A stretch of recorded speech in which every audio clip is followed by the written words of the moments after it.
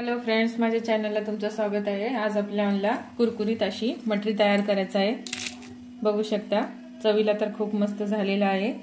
त्याला आधी मसाला भाजून घ्यायचा आहे। त्यासाठी मी 2 चमचे जिरे घेतलेला आहे, 1 चमचा काळी मिरी, 2 चमचे कस्तुरी मेथी ते आपल्याला चांगलं भाजून घ्यायचं आहे। आपल्या मटेरियलला हे मसाला असं भाजून सनी चांगलं बारीक वाटून घातल्यावर चवीला खूप मस्त लागते। बघा, चांगला आपला मसाला तर आपला मसाला चांगला भाजलेला आहे। आता आपण ह्याला काढून घेऊ।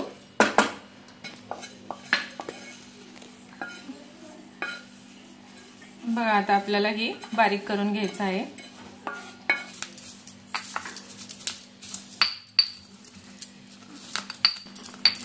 बघा, असं चांगलं आपल्याला बारीक वाटून घ्यायचं आहे। झाला, आता आपल्याला मसाला वाटलेला आहे।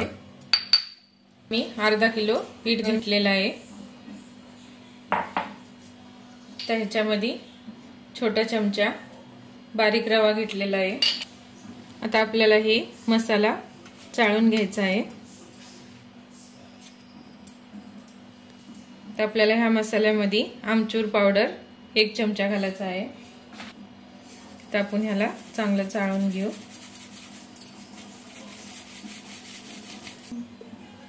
चवीनुसार काळं मीठ घालायचं आहे। याच्यात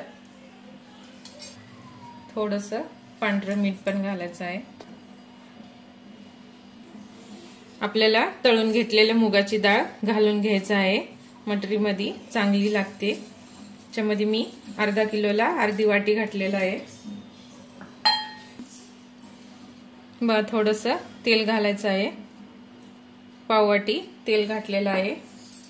तर आपल्याला चांगलं हाताने असं मळून घ्यायचं आहे। बघा, असं चांगलं 2 ते 3 मिनिटं चांगलं असं मळून घ्यायचं आहे। बघा, आपलं पीठ किती चांगलं व्हायला आहे। आता आपल्याला थोडंसं पाणी घालून पीठ घट्टसर मळून घ्यायचं आहे। चांगलं पीठ मळून घेऊ। आता थोडंसं पाणी घालून आपल्याला असं चांगलं आपल्याला घट्टसर पीठ मळून घ्यायचं आहे। तर आपलं पीठ मळलेलं आहे। बघा, आता आपल्याला थोडंसं पीठ घेऊन सनी तेलाचा हात लावायचा आहे। तर आपल्याला ह्याला लाटून घ्यायचं आहे।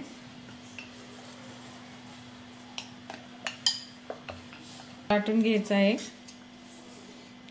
तर आपल्याला कटिंग करून घ्यायचं आहे।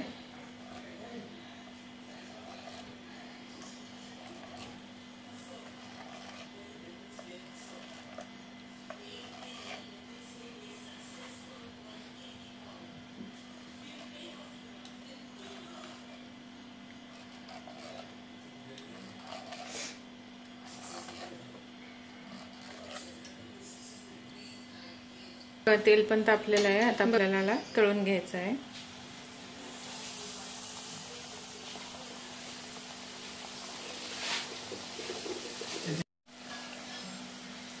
बघा, असं चांगलं लालसर तळून घ्यायचं आहे आपल्याला।